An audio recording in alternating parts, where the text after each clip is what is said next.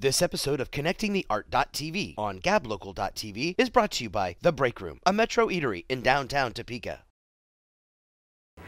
Well, Chris Schultz here in the Break Room and GabLocal.tv studio, and we have Leah Sewell. She is here with our Connecting the Arts segment because she is a nominee for an Arty Award from Arts Connect. How are you, Leah? I'm good, thanks. Hey, it's so great to have you here.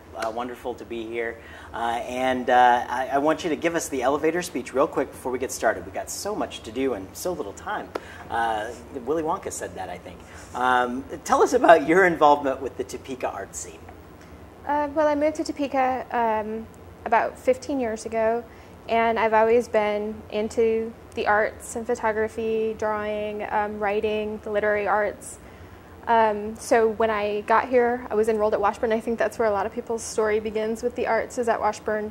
And just really became immersed in a community of amazing poets and writers and artists. And I kind of looked around and saw that the art scene wasn't quite visible yet, and decided that I wanted to do my part in making that more visible. And I got involved in publishing. I was editor-in-chief of 785 magazine for many years, and I also started XYZ magazine, which was for parents, and A&E magazine for parents. Mm-hmm. And I've done a lot of things over the years just to try and put in a little bit of effort to make it a better place to live. Absolutely. Well, thank you for doing that. Okay, so were you born here in Topeka? No, I was born in Detroit. Okay. I had a storied childhood where I grew up a lot of different places. I called Chicago my hometown, but I think I've lived in Topeka now longer than I lived in Chicago, so it's a toss-up. Mm-hmm. So I had a vibrant art scene growing up. I had a lot of good influences around me. And so yeah, when I came to Topeka, I again just kind of said, okay, this can be better, and I don't like it when people trash talk it, and I thought let's do something positive. And yeah, so I am not from here, but I feel like it's kind of my adopted hometown in a lot of ways. Yeah. Okay, well, if you had to select only one person who shaped you the most, who would it be, and how did they shape you? Oy vey. One person. The tough, hard-hitting questions here, right? Maybe. I don't know. One person is difficult, but I can say that there's a group of people that have affected me most significantly. It's probably all my ex-boyfriends. Oh, please do tell more. Well, I was living in Minneapolis when I was 19 years old, and I met a guy from Topeka who was a sculptor, and he's the reason I moved down here in the first place. Just really random meeting on a street corner late at night in South Minneapolis. So he ultimately is the reason why I have my kids and my job and my passion for poetry and all those things. I'm not going to really give him credit for it specifically, but yeah, I mean, that's the thing. Just the people that you meet, that you come into contact with randomly, that can sweep you off your feet and change your life forever. That's a group of people that I think have definitely changed my life. Mm-hmm. For sure, whether or not I wanted them to. Okay, let's go back to when you were 8 years old. What did you do to fill your time? Well, my daughter is 9 now, my son is 7, and I tell them the stories all the time about my childhood. And I was really solitary kid, and I would sit in like the basement or the attic and just create little towns and things out of cardboard, and whole stories to go with the townspeople. And I made magazines. I would cut up family albums and make magazines with pictures from those, and I would get in trouble, and they would send me off by myself where I would have more fun making things. And so you basically do the same thing now, except you don't get in trouble for it, right? No, I actually get paid for it, which That's is awesome. great. Yeah. Perfect. Yeah. Okay, well, what's your opinion of Topeka's art scene as it stands? I heard what Larry Peters said earlier about people maybe not supporting it monetarily as much as they should. I think the state as a whole kind of turns up its nose at the arts, not the people themselves, but certainly the people who are the lawmakers right now don't think that art is as important to quality of life as they probably should. I think with the eradication of the Kansas Arts Commission, that was a huge blow to people who felt that they were getting some traction with creating some vibrancy in the arts. But I think that there's this grassroots movement by the artists themselves who are really digging in and saying, like, hell no, we won't go.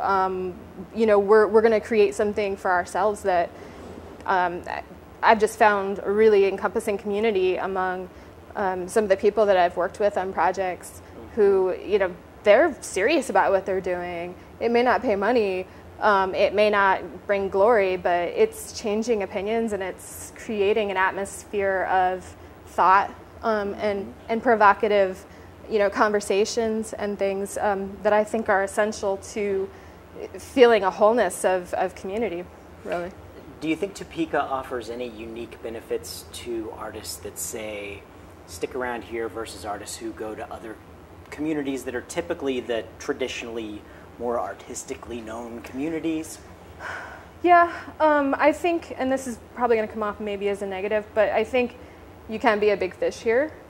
I think in Topeka, maybe our hub right now is Nodo. That's kind of the spot that people like to go and say, I am in the arts community right now. But there's a lot of different areas that maybe people wouldn't. I work at the library, and so the Alice C. Sabatini Gallery and the staff at the library, there are so many artists and creative people there that in itself is a little creative community, and you can be a mover and a shaker in that little creative community. You can be a mover and a shaker in Nodo. You can be at Washburn and feel like you're making huge strides among that community. So I think because we have these smaller, tightly knit niches of places where artists feel like they belong, that it's more of an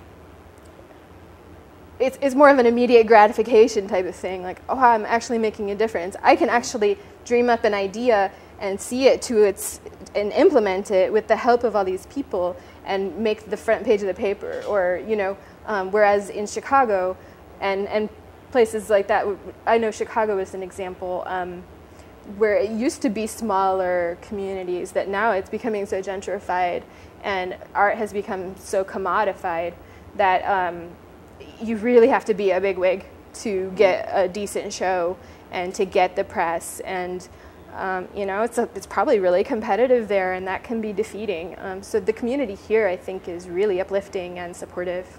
Yeah, and I want to say just a second, the Topeka and Shawnee County Public Library, where you work, the best library, like, that's a pretty awesome thing right there. What's it like to be a part of that here? Because you really did bring the gold home for Topeka.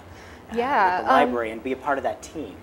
Yeah, they are we're the 2016 Library of the Year, so out of 9,000 some public libraries, we are considered the role model library for this this time and place. And it's kind of, none of us were really all that surprised. We tried to surprise everybody. Like, we put up balloons overnight, and we kept it secret, and it was all embargoed and everything. And the staff kind of showed up, and they were like, cool. But it wasn't like, oh my gosh, my wildest dreams. I mean, we all know that our library is one of the best things about Topeka and one of the best libraries in the nation, period. Like I said earlier, the staff is incredibly skilled.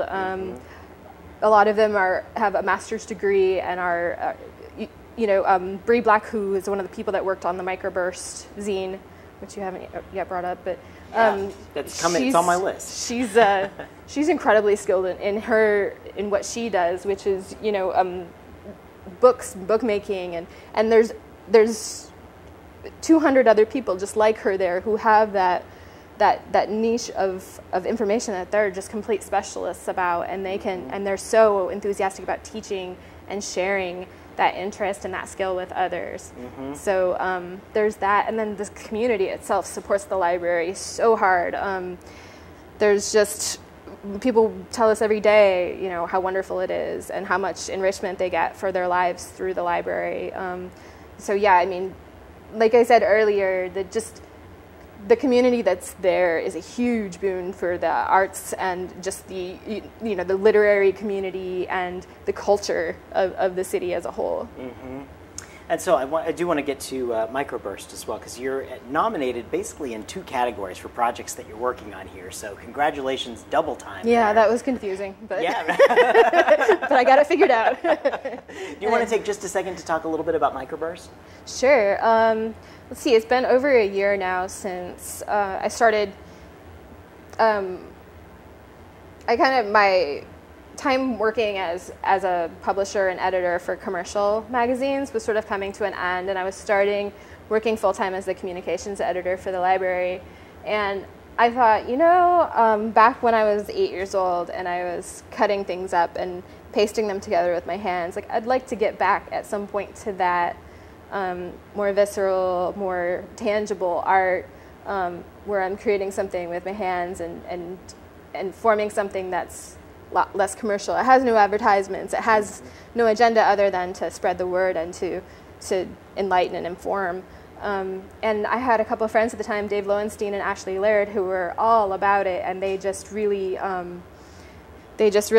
buoyed me on the subject and said, you ought to do this. And I had other friends who showed me, you know, here's some funding that you can get.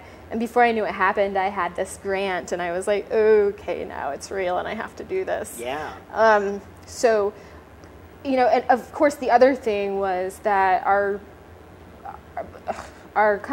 state was in such a shambles when it comes to the laws that were being passed, and you know, discriminating against minority groups and people who are typically struggling, and you know, tax cuts for the wealthy, all these different things that it seemed like every day there was a new headline that came through on Facebook or social media, which I'm on it a lot because of work. And I just started feeling defeated a little bit. Yeah.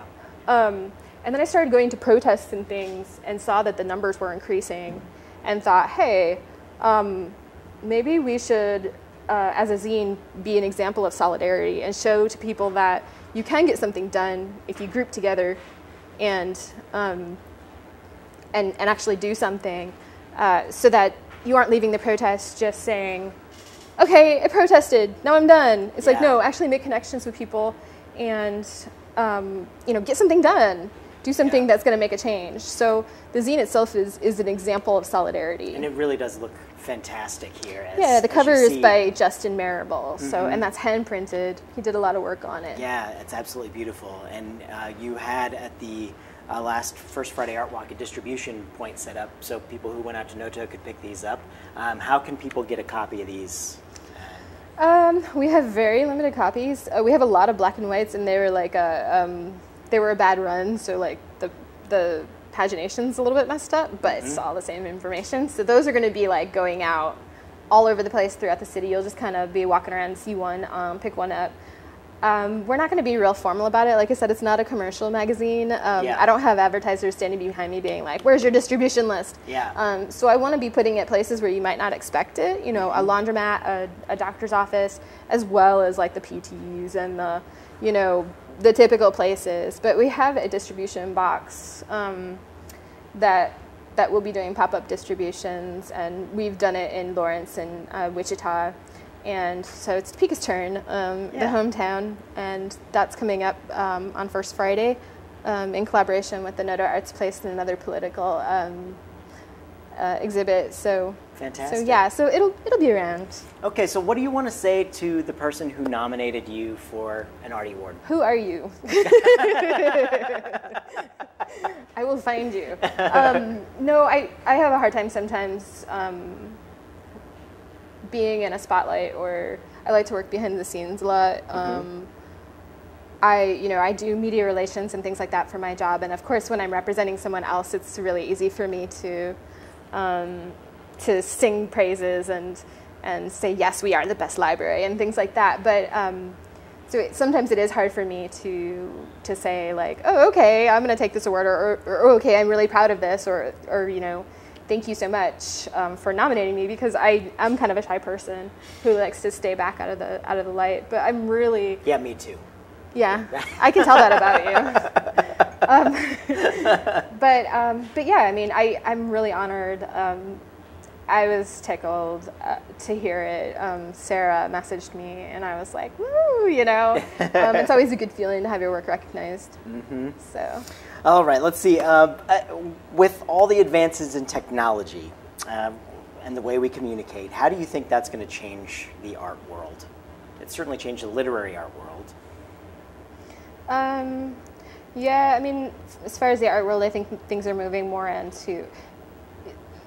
I think artists have to kind of exploit, or they have to at least give a nod to our distracted world.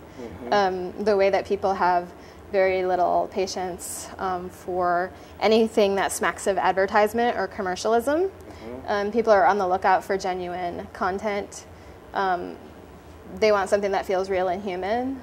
People are more interested in stories now than they're interested in jingles or things that are glossed over, things that are perfect. We don't, as a culture, like stock photography anymore, and there's a reason for that. We don't like anything that looks fake. Yeah. So I think that's a really great.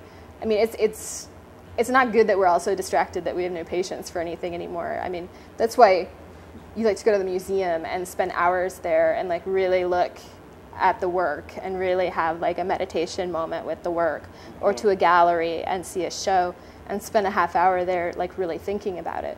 But as far as digital, the way that we're fed content so often and so in such volume, I think it's making artists clever and understanding that we need to feed people a more personal story and give them more of our true selves.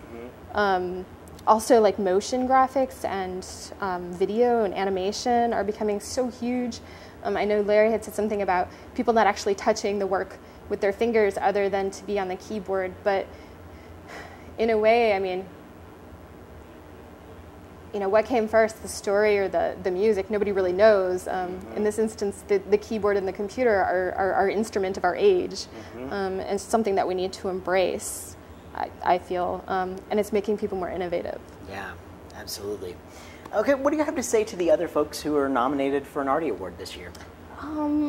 I look forward to partying with you all. I don't get out very much. So there's another author who was nominated in the literary category that I'm really interested in reading her work. And it sounds like it's really important work. I've written a book of poetry. I've written several books of poetry, but you know, I've never written a work that long that is of that much importance. She had been talking about an Auschwitz survivor, and so that's an important story to be telling. So I'm honored to be included in a category with her. That's pretty mind-blowing. Yeah. So, and then also just the other artists and stuff. I think this is a great award. I think it's cool to have a local organization recognize you and have the people around you say like, hey, you're doing a good job, and you know, there's something to that. I'll play a skip in your step for sure. Absolutely. What would you like to see with Topeka's art scene in 5 years? I'd like to see maybe some more mindfulness as far as, like I was saying about, you know, like really bonding with the work, really bonding with the artists and things like that. Sometimes if I go to an art walk, I don't see a lot of that conversation happening, you know, and I'd really like to see more people collaborating and people talking about the work and forming relationships.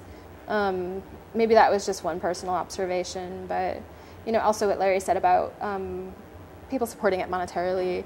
I know we're not, like, we don't have the big railroad economy here where, you know, everything is constantly on the up and up, but I think we can once in a while buy a print or, you know, at least write a letter to an artist and be like, hey man, your work is really awesome. Yeah. I have this grant, can I give you a little bit of my money with this grant and have you do something with it?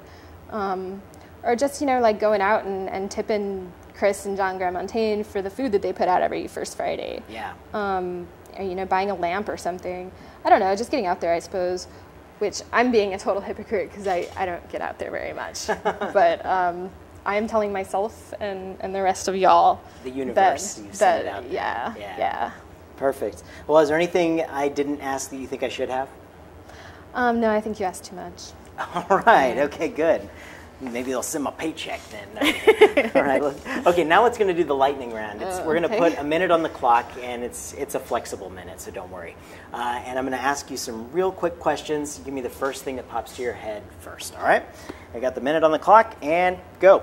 In your opinion, what was the greatest movie ever made? Ever made? I haven't seen that many movies, so I don't have an opinion on that. All right. I've seen that movie, I'm going to say the wrong thing, so I just take the fifth. Which big name celebrity do you idolize the most? Big name celebrity?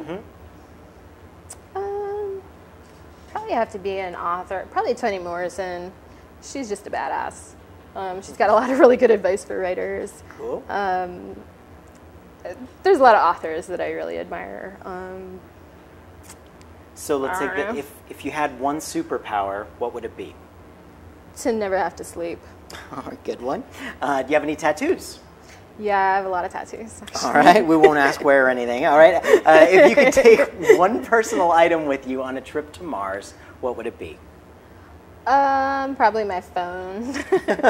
Assuming that it could still communicate with Earth. The joke would be on us, right? Get over there. Yeah. Who are the top 3 people who make you laugh the most?